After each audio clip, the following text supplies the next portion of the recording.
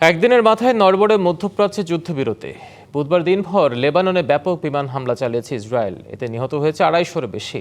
এই হামলা যুদ্ধবিরতির লঙ্ঘন দাবি করে ইরান বলছে লুবাননে হামলা চললে কড়া জবাব দেয়া হবে। তবে যুক্তরাষ্ট্র ইসরায়েল বলছে লেবানন যুদ্ধবিরতির মধ্যে পড়ে না। অন্যদিকে নেতানিয়াহু বলেছেন লক্ষ্য অর্জন হয়নি, যে কোনো মুহূর্তে আবারও লড়াইয়ে ফিরতে প্রস্তুত তারা। যুক্তরাষ্ট্র ইরানের মধ্যে 2 সপ্তাহের যুদ্ধবিরতির খবরে স্বস্তির আশা জেগেছিল দুনিয়া জুড়ে। তবে বুধবার দিনভর লেবাননে ব্যাপক বিমান হামলা চালিয়েছে ইসরায়েলের বিমান বাহিনী। আল জাজিরার খবরে প্রকাশ, রাজধানী বৈরুত সহ দেশ জুড়ে 100টি স্থাপনায় হামলা চালায় তেল আবিব। এতে ঘটে বহু হতাহতের ঘটনা। জবাবে ভোরে উত্তর ইসরায়েল লক্ষ্য করে রকেট হামলা চালিয়েছে হিজবুল্লাহ। সশস্ত্র এই গোষ্ঠীটি এক বিবৃতিতে এই তথ্য নিশ্চিত করেছে।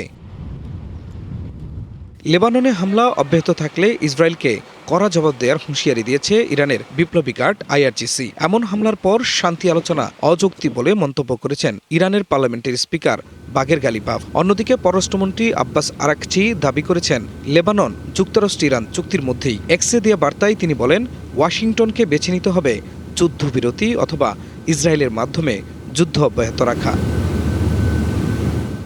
নায়াসিনামাইড ও স্যালিসাইলিক সমৃদ্ধ লিলি ফেস ওয়াশ যা ফেসের ডেড স্কিন সেল দূর করে দেয় দ্বিগুণ ফাস্টার ব্রাইটেনিং। তবে যুক্তরাষ্ট্র ইসরায়েলের দাবি লেবানন এই যুদ্ধবিরতির আওতার মধ্যে পড়ে না। ইসরায়েলের প্রধানমন্ত্রী নেতানিয়াহু হুমকি দিয়ে বলেছেন, মধ্যপ্রাচ্যে এখনো লক্ষ্য অর্জন হয়নি, হয় চুক্তি নয়তো লড়াইয়ের মাধ্যমে তা অর্জন করা হবে। ইরানিরা ভেবেছিল যুদ্ধবিরতির মধ্যে লেবাননও অন্তর্ভুক্ত ছিল, কিন্তু আসলে তা ছিল না। আমরা কখনোই সেই প্রতিশ্রুতি দেইনি। আমাদের আরও লক্ষ্য পূরণ করার আছে। আমরা সেগুলো হয় চুক্তির মাধ্যমে অথবা পুনরায় লড়াই করে অর্জন করব। প্রয়োজনে যে কোনো মুহূর্তে আমরা লড়াইয়ে ফিরতে প্রস্তুত। আমাদের আঙ্গুল ট্রিগারে রয়েছে। লেবাননে ব্যাপক হামলা এবং ইসরায়েল যুক্তরাষ্ট্র ও ইরানের পাল্টাপাল্টি বক্তব্যে এখনও উত্তপ্ত মধ্যপ্রাচ্য।